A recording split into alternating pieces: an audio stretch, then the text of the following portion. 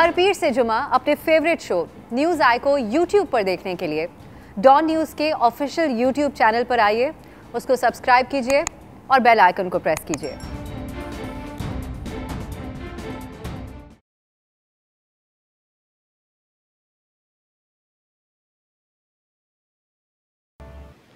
अस्सलामुअलैकुम, मैं हूं अब्सा कोमल। एक तरफ प्राइम मिनिस्टर इमरान खान साहब का रिलीफ पैकेज है जो आप तबसरे सुनते ही आ रहे हैं और अवाम की राय भी इस पे सुनते आ रहे हैं। अंदाज जो उसका मवाजना किया जा रहा है महंगाई के साथ वो भी सुनते आ रहे हैं। यकीनन आटे में नमक के बराबर भी नहीं है और इस पर अवाम नाला तो थे ही, लेकिन दूसरी तरफ कल रात की तारीखी में जो खबर सामने आई उस पर मजीद गमो गुस्सा बढ़ गया है। प्राइम मिनिस्टर इमरान खान साहब की हुकूमत ने अवाम पर एक पेट्रोल बॉम्ब से हमला किया कल रात को, जो कि अपनी नौयत का एक मुनफरिद इक़दाम है। पेट्रोल की कीमत 8 रुपए 3 पैसे फी लीटर बढ़ा दी गई है। इस पर तबसरे ये हो रहे हैं कि क्या हुकूमत को ये अंदाजा नहीं है कि रात देर से अगर कीमतें बढ़ा देंगे तो आवाम को खबर नहीं होगी। एक वो शुतुरमुर्ग वाला एक अंदाज होता है कि जिसमें वो रेत में मुंह छुपा लेते हैं और समझता है कि कोई उसको देख नहीं रहा। तो क्या उनको ये अंदाजा नहीं था कि कल सुबह तक तो आवाम तक और मीडिया तक खबर पहुंचेगी और उसके बाद इस पर तबसरे भी होंगे और वो गमो गुस्सा भी होगा जो अभी हम आपको दिखाने जा रहे हैं। और कि क्या कहते हैं कराची और इस्लामाबाद के अवाम। जब हमारी टीम ने उनसे बात की, आज मार्केट निकले खरीदारी के लिए तो उन्होंने कीमतें सुनी, तो क्या कहा सुनिए आप खुद ही। ये तो तब्दीली नहीं है, ये तब्दीली नहीं है, तो तब्दीली के नाम पे जो है ना बस बेईमानी है समझो। अभी तक तो कोई आवाम को तो कोई रिलीफ नहीं मिला। इस टाइम चीनी जो है वो 150 रुपये किलो में फ़रोख्त हो रही है। बस ऐसे ही करते रहेंगे, ऐसे ही लोगों को बस लालीपम देते रहेंगे। पीपल्स पार्टी के उसमें भी क्रूड ऑयल की कीमत इतनी बड़ी थी, तभी 114 से ऊपर नहीं गया था। जो पैकेज अनाउंस किया है वो भी मेरा ख्याल है ना होने के बराबर है। अवाम ने इमरान खान साहब पे इतना बड़ा एतमाद करके, अंधाधुंध एतमाद करके मसलन इनको इधर यहाँ तक पहुँचाया लाया है, तो आगे उसका रिजल्ट तो किसी तरफ से कुछ भी नहीं आ रहा। ये मुल्क का सरबराह बनने का काबिल ही नहीं है। ये 11 खिलाड़ियों पे सरबराही कर सकता है, उससे ज़्यादा ये बंदों के ऊपर सरबराही नहीं कर सकता है। ये गरीब आदमी रोटी से रह गया है, हमारा बुरा हालत हो गया। 700-800 रुपये हमारा दियाली है। एक किलो घी लेते हैं, उसके बाद हम इसी तरह रह जाते हैं, बाकी चीज़ें रह जाते हैं। हमारा कोई गुजारा नहीं हो रहा है, इसको इस्तीफा दे के जाना चाहिए। आवाम को तो कोई रिलीफ नहीं मिल रहा। आए दिन आए रातें बम फोड़े जा रहे हैं महंगाई के। आप कर नहीं सकते, आप रिलीफ नहीं दे सकते, आप छोड़ दें, मजीद बदनामी क्यों लेंगे। अब लोग मजबूर हैं कि या तो वो खुदकुशियाँ कर लें या अपने बच्चे बेचना शुरू कर दें। 4000 तो किराया भरते हैं, क्या कर सके। खाना पीने के कम खाते पीते हैं। चीनी 150 रुपये 140 रुपये तक किलो हो गई, ये दैनिक डबल हो चुकी है, जबकि आमदनी में मुस्तकिल कमी हो रही है या बिल्कुल बढ़ नहीं रही है। ये हम नहीं कह रहे, ये अवाम के जेन्युइन जज्बात हैं, हकीकी जज्बात हैं जो आप लोगों ने अभी देखे हैं और सुने। और ये सिर्फ इस्लामाबाद और कराची के अवाम है। जो लोग हमें टीवी पे देख रहे हैं मुख्तलिफ शहरों में बैठे हुए, यकीनन ये सब चीज़ें उनके जहनों में भी इस वक्त गूंज रही होंगी। ये अवाम जो है वो प्राइम मिनिस्टर की पेश की गई मंतिक को मानने को तैयार नहीं है कि जो कीमतों में इजाफा हुआ है ये बैनुल अक़वामी कीमतों की वजह से है।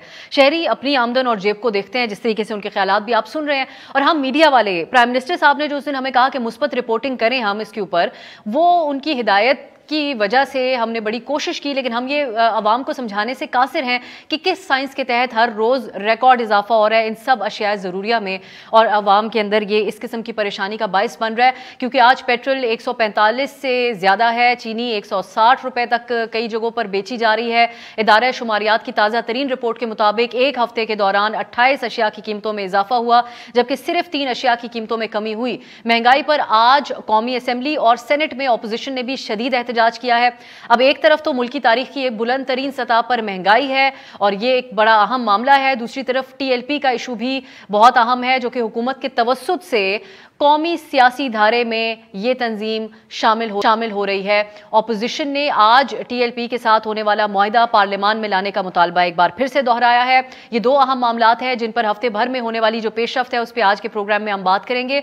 और एक और भी अहम खबर है, TLP के साथ तो खुफिया मुआहिदा हुआ ही, TTP के साथ भी खुफिया मुज़ाकरात हुकूमत की तरफ से, उसकी बाज़गश्त भी आज खबरों में हमने देखी है, उसका भी जिक्र होगा प्रोग्राम में। हमारे साथ हैं सीनियर सहाफ़ी तज़कियाकार आमिर ज़िया साहब, मुबश्शिर ज़ैदी साहब और मैं फराज साहिबा।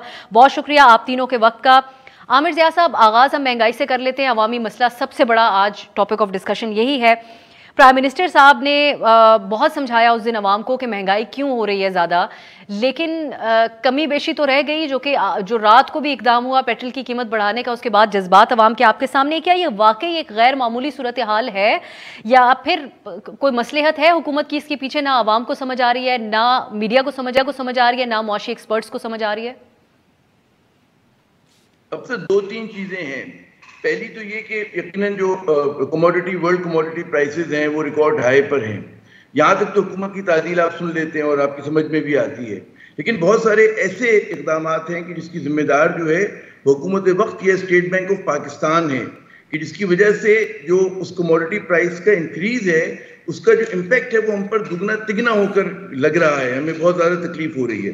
सबसे बड़ी बात जैसे मैं बात करूं कि जिस तरह से आपका जो करेंसी है वो स्टेबल नहीं है, उसमें बहुत ज़्यादा वॉलेटाइल है। रिकॉर्ड उसको जो आप देखें कि 175 तक गया, ठीक है, उसके बाद 4-5 रुपए दोबारा रुपये ने गेन किए, लेकिन जब इस तरह की वॉलेटिलिटी होती है किसी भी करेंसी के अंदर तो इन्वेस्टमेंट का, हर चीज़ का, कारोबार का एतमाद जो ख़त्म हो जाता है।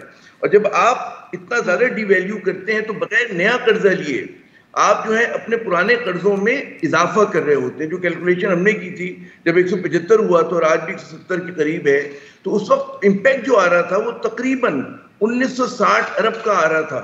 1 लाख जो है हमारे कर्जों में इजाफा हुआ, गो कि हमने एक चवन्नी भी मजीद नया कर्जा नहीं लिया। तो एक तो ये, अच्छा, जब आप जाहिर है कि जब आप डिवैल्यू करते हैं तो उसका एक इन्फ्लेशन यानी कि फ़रात ज़र का उसका एक इम्पैक्ट आ रहा होता है, यानी कि जो जो चीज़ें आप इंपोर्ट करते हैं तो उसकी भी प्राइसेस में इजाफा हो जाते हैं। यानी कि एक तो वर्ल्ड प्राइसेस ज़्यादा हैं कमोडिटी की, उसके ऊपर से आपने सिस्टम ये किया कि आपने बहुत ज़्यादा करेंसी को डिवैल्यू कर दिया। क्यों किया? क्योंकि IMF के साथ जो भी आप नेगोशिएशंस कर रहे हैं, $6 बिलियन का जो आपके पास पैकेज है ऑनगोइंग बेल आउट जो आपने स्टेबिलिटी का लिया हुआ है, अच्छा, उसमें दिलचस्प बात है कि इसका जो इम्पैक्ट आता है कि करेंसी डिवैल्यूएशन और हाई इंटरेस्ट रेट जो कि माजी में स्टेट बैंक की तरफ से दोनों इकदाम किए गए, उसका इम्पैक्ट पाकिस्तान की इकोनॉमी पे $53 अरब का। मैं नहीं कह रहा, जो हमारे मुल्क के लीडिंग इकोनॉमिस्ट हैं उनके ये आदाद शुमार हैं। हफीज पाशा साहब से बात करें, आप डॉक्टर शफाक हसन खान से बात करें, तो उनकी आदाद शुमार है। अच्छा, जब इतना बड़ा इम्पैक्ट आ रहा है इसका मतलब है कोई चीज फंडामेंटली रॉन्ग है, बहुत गलत हो रही है। उस पर यकीनन फिर जिम्मेदारी आती है इमरान साहब पे कि जिनकी माशी टीम और जिसमें आपने इंपोर्ट करके एक स्टेट बैंक के गवर्नर को लेकर आ गए हैं और जिस तरह के वो फैसले कर रहा है और जिस तरह से वो जो है IMF की शराइत पर हम आंखें बंद करके अमल कर रहे हैं, तो हमारे बहुत सारे इकोनॉमिस्ट ये सवाल करते हैं क्या हमें IMF के में जाना भी चाहिए, नहीं जाना चाहिए। ये तमाम चीजें, यानी कि कुछ शहर के भी लोग जालिम हैं, कुछ हमें भी मरने का शौक है, उसका जो मलबूबा है वो आज हमारे सामने, उसके नतीजे में लोगों में गम और गुस्सा है, हुकूमत पे इत्मीनान जो है कम हुआ है और मुश्किलात जो है आम आदमी की बहुत बढ़ गई हैं। जी अफसर।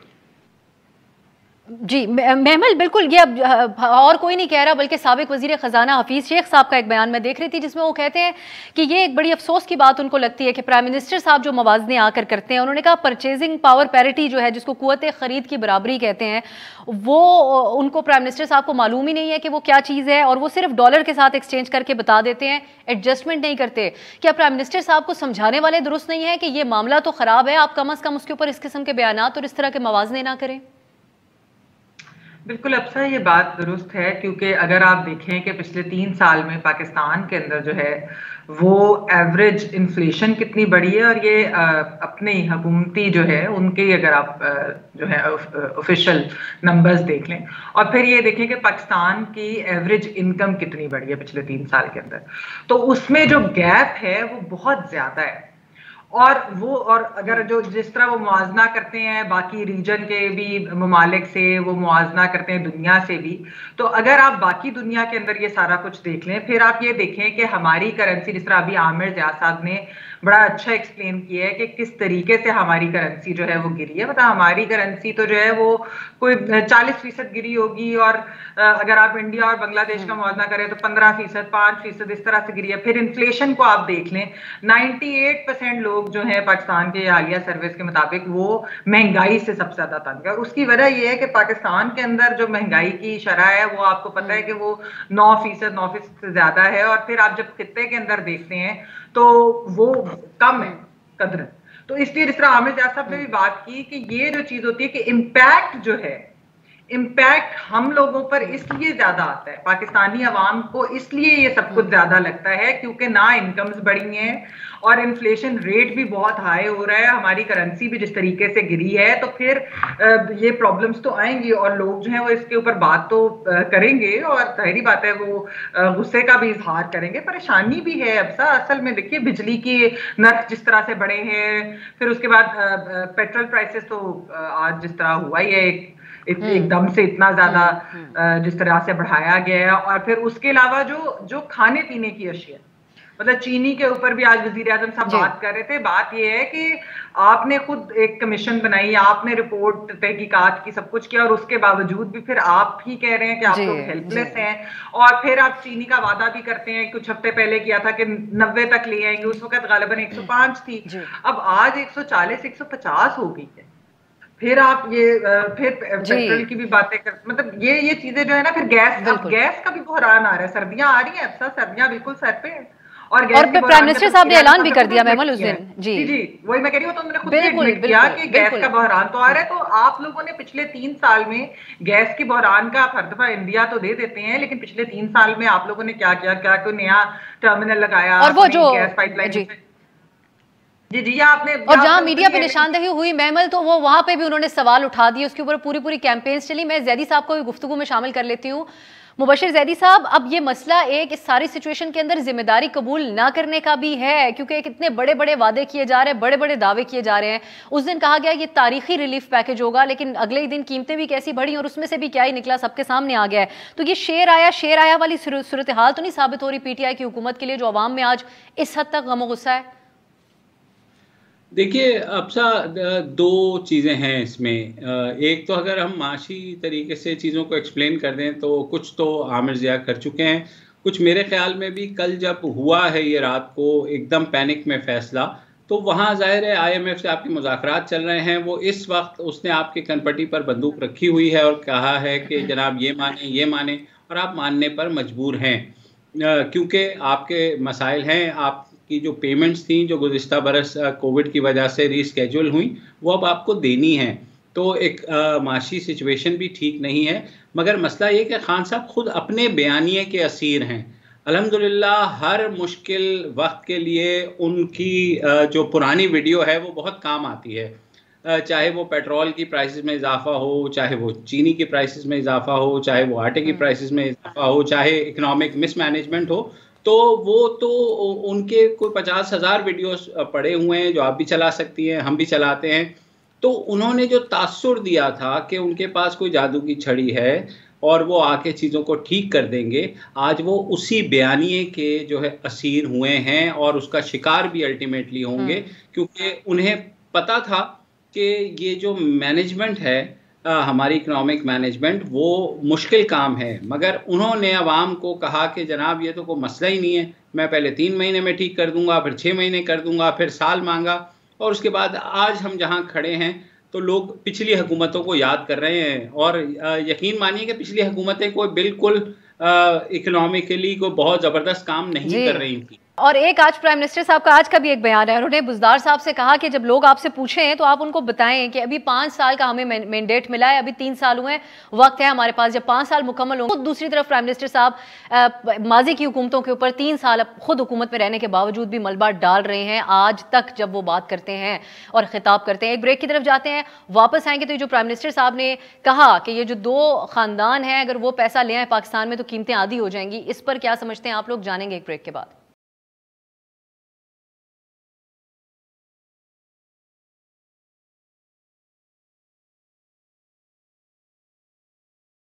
ब्रेक के बाद खुश आमदीद। हम बात करें, एक तरफ महंगाई है और दूसरी तरफ जो तरीकाकार हुकूमत का उसको हैंडल करने का है, उस पर यही कहा जा रहा है एक तो आवाम की तरफ से भी, और फिर जो माशी मामलात को समझते हैं वो भी ये कहते हैं कि जख्मों पर नमक छिड़कने के मुतरादिफ है जिस तरीके से हुकूमत इसके ऊपर इसको हैंडल कर रही है। महमल, अब ये सारे मसाइल तो एक तरफ हैं, इसमें प्राइम मिनिस्टर साहब ने जब बात की तो उन्होंने कहा कि करप्ट ऑपोजिशन लीडर से हाथ मिलाकर मैं क्या पैगाम दूं, मैं नॉर्मलाइज कर दूं करप्शन को। तो इस सारी सिचुएशन में प्राइम मिनिस्टर साहब का ये कंसर्न दुरुस्त है, बाकी सब चीजों को एक तरफ रखते हुए? देखिए, ये मेरे ख्याल में सिर्फ और सिर्फ अब एक्सक्यूजेज हैं ये इसी तरह एक्सक्यूजेज हैं, जिस तरह अपनी मईशत को जिस तरीके से संभाल ना पाए उसकी भी एक्सक्यूजेज पिछले 3 साल ऑपोजिशन पे डाल दिए कि ये सब कुछ उन्होंने किया। फिर कोई और चीज़ होती है तो मीडिया हाईलाइट करे, जो सही चीज़ें मीडिया हाईलाइट करे उनके ऊपर भी तनकीद करते हैं, कहते हैं ये बात सही नहीं है। फिर मीडिया को बताया जाता है किस तरीके से मुस्बत रिपोर्टिंग करनी चाहिए। तो ये कहना है कि जी मैं ऑपोजिशन के साथ ही बैठूंगा, तो देखिए फिर पार्लियामेंट के अंदर तो ऑपोजिशन है ना, और आप केसेस तो आप चला रहे हैं, अभी तक जो है वो चल रहे हैं, जो भी चीज होगी वो सामने आ जाएगी। लेकिन ये कि आप किस तरीके से कह सकते हैं, यानी आप चाहते हैं कि पार्लियामेंट काम ही ना करे, जब आपके कवानीन के अंदर, आपके आइन के अंदर है कि बैठकर कुछ चीजें तय करनी होती हैं। आप चाहे ठीक है ऑर्डिनेंसेस के थ्रू पार्लियामेंट चला रहे हैं और आप ऑर्डिनेंसेस के थ्रू जो है वो आप चेंज किए जा रहे हैं, लेकिन असल में तो इस तरीके से जमहूरियत तो ऐसे नहीं चलती। जमहूरियत का एक पहिया अगर हुकूमत है तो दूसरा पहिया अपोजिशन है। तो अपोजिशन के साथ जब तक बैठकर बात नहीं करेंगे और फिर इस तरह की एक्सक्यूजेस बनाएंगे, आप मुझे बताएं ये इलेक्टोरल रिफॉर्म्स की बात भी हुकूमत करती है, हुकूमत जो है वो बाकी भी रिफॉर्म्स की बात करती है। तो जब तक आप बैठकर अपोजिशन के साथ बात नहीं करेंगे तो रिफॉर्म्स कैसे होंगे? फिर अगले इलेक्शंस में जाना है, फिर उस वक्त फिर वही प्रॉब्लम्स आएंगे जो हमने पिछले इलेक्शंस के अंदर देखी। तो मेरे ख्याल में ये एक्सक्यूज अब नहीं होनी चाहिए और इस तरह की बात नहीं करनी चाहिए। और पाकिस्तान के लिए, जमहूरियत के लिए, और वैसे भी एक पार्लियामेंट की सैंक्टिटी होती है, आपने एक निज़ाम है हमारे आइन के मुताबिक, तो फिर उसको उसी तरीके से चलाना चाहिए जैसे उसके अंदर लिखा है। जी आमिर साहब, काफ लीग हो या MQM हो या फिर दीगर लोग जिनके बारे में माजी में प्राइम मिनिस्टर साहब किसी को चोर डाकू, किसी को दहशतगर्द तक कहते रहे जब अपोजिशन में थे, तो उनके साथ तो हाथ मिला लिया। अब मौजूदा सिटिंग अपोजिशन लीडर के साथ वो हाथ मिलाने को तैयार नहीं है, कि ये जाहिर करता है कि वो कितना गैर अहम समझते हैं हमारे पार्लियामानी और जमहूरी निज़ाम को। देखिए एक बात यकीनन ये एक सवालिया निशान है कि जिन लोगों पे वो तनकीद करते रहे, चाहे मुत्तहिदा कौमी मूवमेंट हो, मुस्लिम लीग काफ हो। अच्छा, अब यहाँ पर एक जो इनका पूरा बयानिए की इमारत है इमरान खान साहब की, वो एंटी करप्शन उनका स्टांस बहुत ही मजबूत रहा है। बकाल में दहशतगर्दी से उन्होंने ज़्यादा जो बात की है वो करप्शन के खिलाफ की है। अच्छा, उसमें मैं समझता हूँ कि या तो ये तस्लीम करने के इस मुल्क में मादी में बदनवानी नहीं हुई, और बदनवानी की जिम्मेदार यकीनन ऊपर से नीचे तक आती है बदनवानी, और उसमें जो लोग जिम्मेदार थे उसके बारे में पूरी दुनिया जानती है, हर बच्चा पाकिस्तानी जानता है। यकीनन क्योंकि इमरान खान साहब के दौर में तवक्कुआत पूरी नहीं हुई, तो हमारी कुछ मेमोरी जो है वो ऐसी होती है कि हम दरगुजर कर देते हैं, जो कि माजी में कुछ हुआ, कुछ लोग भुला भी सकते हैं, भुला भी चुके होते हैं उस बात को ना। तो इस बात में कोई मैं नहीं समझता कि शक व शुबा होना चाहिए कि जो 2 अदवार गुजरे, वो चाहे पाकिस्तान पीपल्स पार्टी का हो, चाहे वो पाकिस्तान मुस्लिम लीग नून का हो, वो बदनवानी के हवाले से और मिस गवर्नेंस, पुअर गवर्नेंस के हवाले से एक मिसाल थे। और उसकी ये नहीं हुआ कि इमरान खान के आने से एकदम चीज़ें बेहतर हो गई हैं, वो भी उसी की कंटिन्यूटी चल रही है। तो मैं नहीं समझता कि कोई रेडिकल तब्दीली आई। उसकी वजह ये कि जो हमारा पूरा निज़ाम है, मैं हर प्रोग्राम में जब मुझे मौका मिलता है कहता हूँ कि इस प्रोग्राम के खमीर में इंस्टेबिलिटी भी है और टेढ़ापन भी है, कि जिसकी बतन से आप कोई स्टेबल और बेहतर चीज़ पैदा कर ही नहीं सकते, क्योंकि हम लोग असूलन आमिर साहब, असूलन हाथ नहीं मिलाना चाहिए प्राइम मिनिस्टर साहब को। देखिए मतलब मिला भी सकते हैं, और अगर वो नहीं मिला रही उनकी मर्जी है, इसके ऊपर मैं कुछ मतलब ये जिंदगी मौत का मसला नहीं है, क्योंकि लीडर ऑफ द अपोजिशन बहुत अहम है, लेकिन उनकी पार्टी जो है उसमें जिन लोगों पे केसेस नहीं है, मेरे ख्याल में उनसे तो ये लोग तो निगोशिएट करते हैं। ये मिलाएं ना मिलाएं ये बिल्कुल एक मैं समझता हूँ सेकेंडरी बात है। असल बात ये है कि इमरान खान साहब का जो टेस्ट है वो ये है कि क्या इन्होंने अकाउंटेबिलिटी प्रोसेस को मजबूत किया, क्या उन लोगों पे जिन पे इन्होंने इल्जाम लगाया किसी को कन्विक्ट कराया या नहीं कराया। अगर आप कन्विक्ट करा देते, अगर आप इस पूरे निजाम को मजबूत कर देते, तो फिर हम आपके स्टांस पे तालियां बजा रहे होते।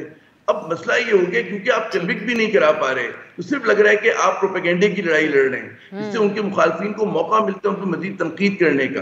तो अगर वो वाकई हाथ नहीं मिलाना चाहते तो उनको ये भी करना पड़ेगा कि जिन लोगों पे आप इल्जाम लगा रहे हैं, 3 बरस इतने होते हैं कि जिसमें आप कन्विक्ट करा सकते हैं, आप जो है इन्वेस्टिगेशन को, प्रोसिक्यूशन को मजबूत कर सकते हैं, ज्यादा वसाइल दे सकते हैं जो कि नहीं दिए। और अब जो कुछ नया आपके साथ ये कर रहे हैं उसमें आप देखें ना कि मुसलसल उस तरह की तब्दीलियां कर रहे हैं कि वो समझ में नहीं आ रहा कि इनके अज़ाइम क्या है, एहतसाब चाहते भी हैं या नहीं चाहते, सिलेक्टिव एहतसाब चाहते हैं। मैं कहता हूँ चले सिलेक्टिव भी हो जाए, लेकिन अगर जेन्युइन आदमी का हो, एक जेन्युइन मुल्जिम का हो, तो बड़ा खुश होंगे, उस बात पर दुआएं देंगे और ये उम्मीद होगी कि आने वाली हुकूमत जो इनका कर लेगी एहतसाब, तो वो एहतसाब का पहिया चलना चाहिए। लेकिन मैं समझता हूँ रुक गया है। ये सेकेंडरी बात है कि हाथ मिलाएं ना मिलाएं, बेशक आप डरते रहे, लेकिन काम करके दिखाएं, ये ज्यादा अहम है। ये अफसर एहतसाब कर रहे होते तो उसके साथ इस तरह की बात करते तो फिर एक साथ ठीक जाती। आपके ख्याल में एक ब्रेक की तरफ जाते हैं, मुबशिर ज़हीर साहब से यही पूछ कि क्या उनकी नज़र में लीडर ऑफ द ऑपोजिशन को प्राइम मिनिस्टर की तरफ से तस्लीम करना या उनको कंसल्ट करना या उनको बिल्कुल ही रिजेक्ट कर देना ये जिंदगी मौत का मसला है जमहूरियत के लिए, पार्लिमानी निज़ाम के लिए? एक ब्रेक के बाद जानते हैं।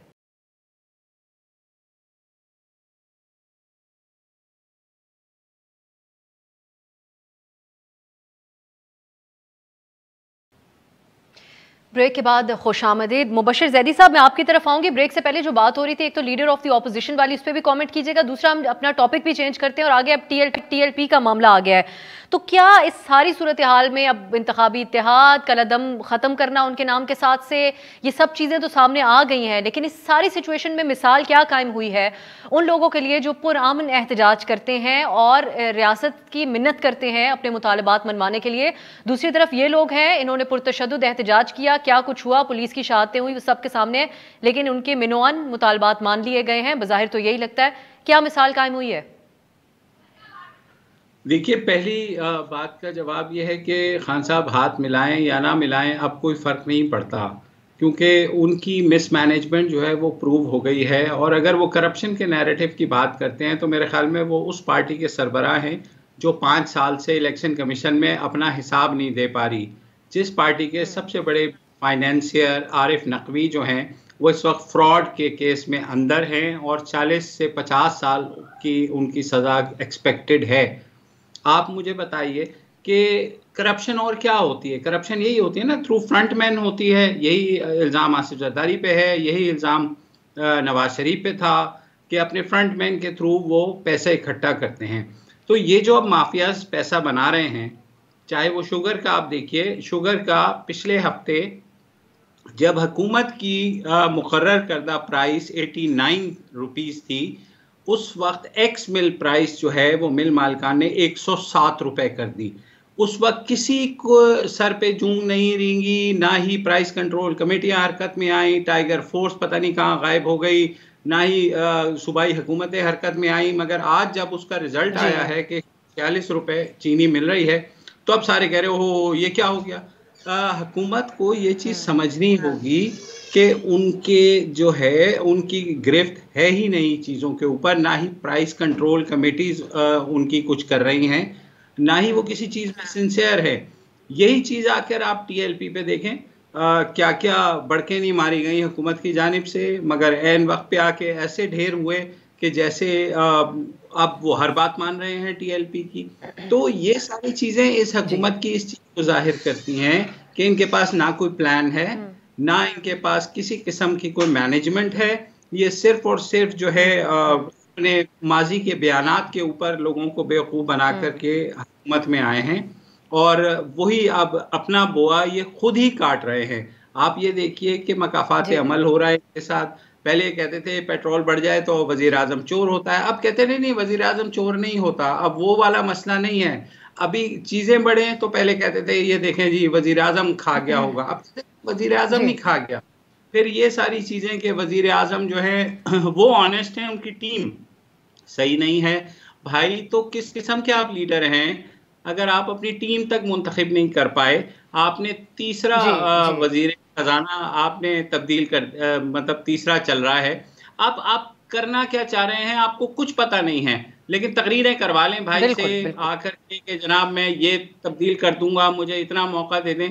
तो ये चीज़ें अब नहीं चलती। रिजल्ट जिस किस्म के माशी प्रेशर्स है हमारे ऊपर, जिस किस्म के चैलेंजेस इस मुल्क को हैं, तो जितनी जल्दी मेरे ख्याल में हुकूमत सिमटेगी अपने 5 साल फास्ट फॉरवर्ड लगा के पूरा करवा दें ताकि मकाफाते अमल की आपने बात की ज़ैदी साहब जी, मकाफाते अमल की आपने बात की, वो तो एक तरफ है। उसके बाद अब हुकूमत की तरफ से किसी भी मामले को एक्सेप्ट ना करना वो बड़ा मुश्किल बना देता है हमारे लिए भी। अब ये पूरा प्रोग्राम हुआ, हमने हुकूमत मुखालिफ बात की सब ने, लेकिन मेरे पास कोई जवाब अगर हुकूमत की तरफ से बेहतर पेश किया जाता तो वो ज़रूर प्रोग्राम के अंदर मैं भी अपनी तरफ से पेश करती। लेकिन फिर प्राइम मिनिस्टर साहब शिकवा करते हैं कि मुस्बत रिपोर्टिंग नहीं की जाती। महमल, एक खबर ये भी है कि रैली ना रोकने पर पंजाब पुलिस के 30 अफसरान को तब्दील कर दिया गया है। पुलिस की शहादतें हुई, पिछली बार भी उनके साथ जो हुआ, ना उनके साथ हुकूमत ने जाकर कोई अफसोस का इजहार किया बल्कि ये कर दिया गया। क्या पैगाम गया है पुलिस अफसरान को, उनके मोराल के ऊपर क्या असर होगा इसका?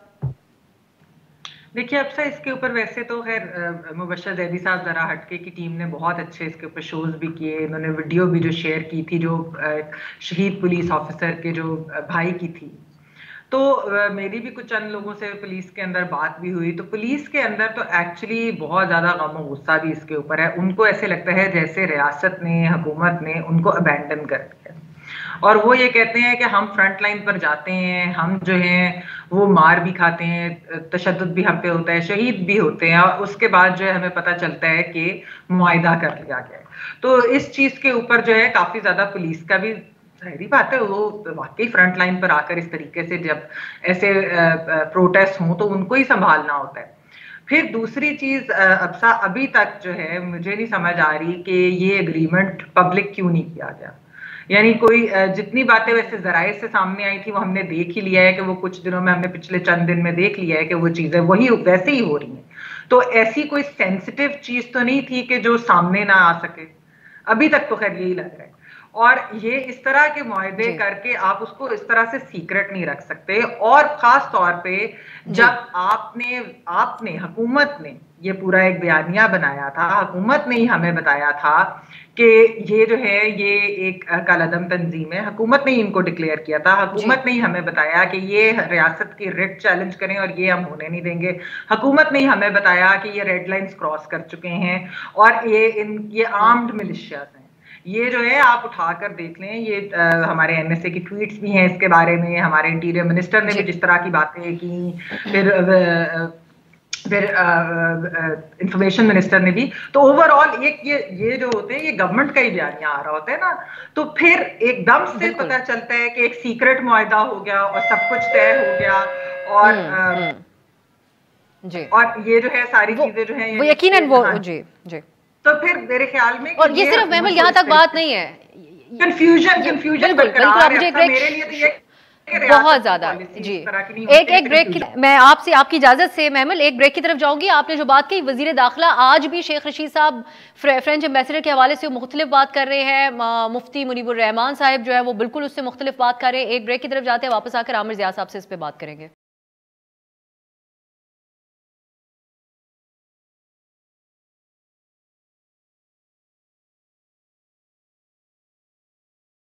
ब्रेक के बाद खुश आमदीद। आमिर साहब, ये जो टीएलपी का मामला है, ये मुआहिदा, क्यों हम इसके ऊपर पॉसिबिलिटीज़ की बात कर सकते हैं क्योंकि मुआहिदा जो है वो पब्लिक नहीं किया गया, लेकिन एक वजह ये हो सकती है मुआहिदा पब्लिक ना करने की कि इसमें टीएलपी की तरफ से फ्रांस के सफ़ीर का मुतालबा हो ही ना शामिल। जिस तरह से मुफ्ती साहब का बयान आया, मुफ्ती मुनीबुर रहमान साहब का, और शेख साहब उससे मुख्तलिफ बात कर रहे हैं, और ये एक डर होगा कि इसके ऊपर तनकीद की जाएगी कि ये अपने सियासी मफाद के लिए बाहर निकले, उस वजह से नहीं जिसका ये ऐलान करते आ रहे हैं। ये बड़ा धुंध छाई हुई है इस पूरे मामले के ऊपर ना, और कम से कम जो लोग शरीक रहे हैं इस पूरी निगोसिएशंस में टीएलपी के बिहाफ से, मेरी कल एक दो लोगों से बात हुई है, तो उनका कहना है ये कि जी एक तो वादा ये किया हुकूमत से कि आइंदा इस किस्म के धरने की सियासत नहीं होगी। दोयम ये कि जनाब फ्रेंच एम्बेसडर का सफ़ीर का निकालने का उनके एजेंडे में ही नहीं था, वो सिर्फ ये चाह रहे थे कि पार्लियामेंट में उसको डिस्कस किया जाए। और ये जो है जो हुकूमत के हमदर्द लोग हैं वो कहते हैं ये एक बहुत बड़ी फतह है हुकूमत की। लेकिन चले अब ज़ाहिर है क्योंकि मुआहिदा सामने नहीं आया, और उसके बाद जब हम आज मुफ्ती मुनीब साहब का पैगाम पढ़ते हैं अखबारात में तो वो कुछ और कह रहे होते हैं। और उससे पहले अगर आप याद करें कि मुफ्ती मुनीब साहब ने बिल्कुल यही बात कही थी कि जी फ्रेंच एम्बेसडर को निकालने का जो है कोई हमारा वो नहीं था, मुतालबा इन लोगों का नहीं था। तो बहुत ज़्यादा कंट्रडिक्शन है। मैं समझता हूँ कि जो असल इशू हुआ है वो ये कि अमलियत पसंदी या प्रैग्मेटिज्म, जो बाज़ लोग इसको सियासी मौका परस्ती भी कहते हैं, कि वो गालिब आई है इस तरह के फैसला करने के अंदर। और उसमें जो मतलब है एक उसका जो अमलियत पसंदी का रुख है वो ये कि जी खुरेजी से बच गए, कि अगर मुआहिदा ना करते और बातचीत के जरिए डिफ्यूज़ ना करते कुछ ले और दे की बुनियाद पर, तो फिर क्या करते कि इन पे मतलब गोलियां चला देते, क्या करते इनके साथ ना, और उसका नतीजा क्या होता। तो एक ये हुकूमत के बैक ऑफ द माइंड रहा है, और यकीनन इसका कोई आसान जवाब नहीं है हमारे पास कि क्या करते। ये एक चैलेंजिंग सिचुएशन थी, लेकिन उसका जितना बहुत सारे दोस्त जो है शिकायत करते हैं और जो बहुत सारे कॉलमिस्ट हैं वो उसके ऊपर कर रहे हैं कि जी आपने बहुत ज़्यादा कंसीड कर दिया, और उसमें जो रियासत की रिट खत्म हो गई, और जो लोग हुकूमत के नाम पर उसके जो उसके बयानात पढ़ते हैं इंफॉर्मेशन मिनिस्टर का सुनकर जो निकले थे इस बात के लिए कि जी हुकूमत एक सख्त मौक़िफ़ करेगी, उस मौक़िफ़ की हिमायत करनी चाहिए, वो बीच बाजार जो है उनको नहीं पता कहाँ जाना चाहिए। तो वो बिल्कुल मतलब है कि एक्सपोज हो गए। और जैसे कि पुलिस वालों का आप शुरू में फरमा रही थी कि पुलिस वाले निकले कि जी हम रोकेंगे, उनकी शहादतें भी हुई, लेकिन जाहिर है कि वो इस चीज को महसूस करते हैं, उनकी कुर्बानियां दी तो किस लिए दी। तो मेरे ख्याल में इसके अंदर जो है मतलब ठीक है, अच्छी बात ये कि जी बगैर खूनरेजी के, मजीद खूनरेजी के बगैर हल हो गया, लेकिन इसके जो नताइज है वो मेरे ख्याल में भी उसके नताइज आएंगे, उसके ऊपर बात होगी। और हुकूमत और रियासती इदारों को सोचना चाहिए कि हम आगे ऐसा क्या करें कि किसी भी किस्म का मुसल्ला गिरोह या पुरतशद्दुद गिरोह, मुसल्ला ना भी हो लेकिन पुरतशद्दुद गिरोह जो है वो इस तरह से सड़कों पे नहीं निकलेगा, आम आदमी की जिंदगी को जीरन ना कर दे, हुकूमत को, रियासत को ब्लैकमेल ना करे, उसको यरगमाल ना बना ले। तो मेरे ख्याल में सवाल ये बहुत आम बात है आमिर साहब जी, बिल्कुल और बिल्कुल। लेकिन अब ये सारे चैप्टर जी बिल्कुल, इस सारे चैप्टर ने तो इस मामले को, इस तरह के एहतजाज को, इसको ज़्यादा पावरफुल पावर दी है जो हुकूमत ने हैंडल किया है। मैं आपका क्विक कमेंट मैं इस पे चाहूँगी कि पहले दहशतगर्द करार दिया, अब इंतखाबी इत्तेहाद की, और फिर सियासी तौर पे फ़ायदा उठाने की बात हो रही है। इतना आसान होगा PTI के लिए कि आगे इंतखाबी इत्तेहाद भी हो जाए और फ़ायदा भी उठा लिया जाए इंतखाबात में? देखिए, इंतखाबी इत्तेहाद वाली बात तो वो एजाज चौधरी साहब की तरफ से आई थी, लेकिन PTI की तरफ से तो उसका एक तरह से वो फवाद चौधरी साहब ने भी ट्वीट की कि कोई भी इस तरह का अलायंस अगर हो तो इंटरनेशनल आइसोलेशन फेस करेगी वो पार्टी। फवाद साहब की बातों पे आजकल यकीन करना थोड़ा मुश्किल हो जाता है, उनकी हुकूमत नहीं उनका साथ देती। नहीं, लेकिन है तो वो इंफॉर्मेशन मिनिस्टर, बात तो वो देखिए वो एक तरह से स्पोक्स पर्सन ही होते हैं ना गवर्नमेंट के, वजीर आज़म साहब के, उन्हीं का बयानिया लेकर आगे चलते हैं वो। अब जिस तरीके से भी मामला सेटल हुए उसके ऊपर आपको मालूम ही है कि किस तरीके से हुए। तो खैर एनीवे बात ये देखिए, अब सब मुझे तो खैर कुछ चीजें समझ भी नहीं आ रही। जिस तरह ये कहा जा रहा है कि इस पार्टी को मेन स्ट्रीम करना है तो पॉलिटिक्स में, तो वो मेन स्ट्रीम क्या ऑलरेडी नहीं है। जो अली मोहम्मद खान साहब ने भी उस दिन कहा कि जी 22-25 लाख वोट जो लेकर जो पंजाब में जिन्होंने वोट लिया है, तो वोट तो उन्होंने लिया था ना, इलेक्शन तो वो अभी तक भी लड़ रहे थे। आपने कल अदम तो उनको करार दिया था, लेकिन क्योंकि आपने वो प्रोसेस ही नहीं फॉलो किया कि जिसके अंदर जो है वो इलेक्टोरली ना वो लड़ सके इलेक्शन, तो मेन स्ट्रीम तो वो ऑलरेडी है नहीं क्या सियासी तौर पे। मुझे तो खैर इस चीज की थोड़ी सी ये कंफ्यूजन ही है, हुकूमत को ये कंफ्यूजन जो है बतानी चाहिए कि क्या किस तरह से मेन स्ट्रीम करना है। फिर जिस तरह आमिर जायद साहब ने भी बात की, उन्होंने कहा कि ये कहा जा रहा है कि ये दोबारा प्रोटेस्ट इस तरह की नहीं करेंगे, तो ये भी जो है चले अगर वो रिटर्न में दे रहे हैं और अगर ये चीज सामने कल को एग्रीमेंट रिटर्न सामने आ जाता है, देखते हैं, लेकिन इसकी क्या गारंटी है, क्योंकि उन्होंने तो वो जितनी दफा भी आए हैं कुछ लेकर गए, वो खाली हाथ नहीं गए कभी जी। तो एक जमात जो इस तरीके से बार बार करती है, हर दफा आती है और फिर वो खाली हाथ नहीं जाती, तो क्या वो अगली दफा रुकेंगे? कभी वजीर क्या गारंटी कि वो दोबारा नहीं आएंगे? बिल्कुल बिल्कुल जी आमिर साहब कुछ कहना कहिए मैं एक जुमला कहूंगा, मैंने नहीं कहा, ज़राए ने कहा कि उन्होंने वादा किया, उन्होंने गारंटी दी होगी। जी नहीं जाहिर बात है ये ज़राए कह रहे हैं और ये रिपोर्ट भी इसी तरीके जी सब ज़राए से ही बात कर रहे हैं। बिल्कुल बिल्कुल बिल्कुल कैबिनेट ने नहीं देखा, बिल्कुल ये मेरे पास वक्त खत्म हो गया। और यकीनन ये जो इस TLP के मुआहदे के ऊपर हम बात करते हैं, या तो जो बयानात आ रहे हैं उसके हिसाब से हम उसको देखते हैं, या फिर राय बता रहे हैं इस बारे में, और वो हालात वैसे ही उसी तरफ जाते हुए भी नजर आते हैं जो ज़राए बताते हैं। बहुत शुक्रिया आपका महमद सरफराज, मुबशिर ज़ैदी साहब और आमिर ज़िया साहब। नाज़रीन आपने गुफ्तगू सुनी। एक और बड़ा अहम मामला है जो सिंध के अंदर वाक़यात पेश आ रहे हैं, जिस तरीके से वो नाजिम जोखियो के कत्ल का वाक़या पेश आया, एक MPA के ऊपर इल्ज़ाम है, और एक और वाक़या भी अब लाड़काना में पीपल्स पार्टी के MPA की मौजूदगी में खातून को कत्ल कर दिया गया। आने वाले हफ्ते में इस मामले पर हम शोज करेंगे और इसकी तफसील सामने लेके आएंगे। आज के लिए इजाजत दीजिए, खुदा हाफिज।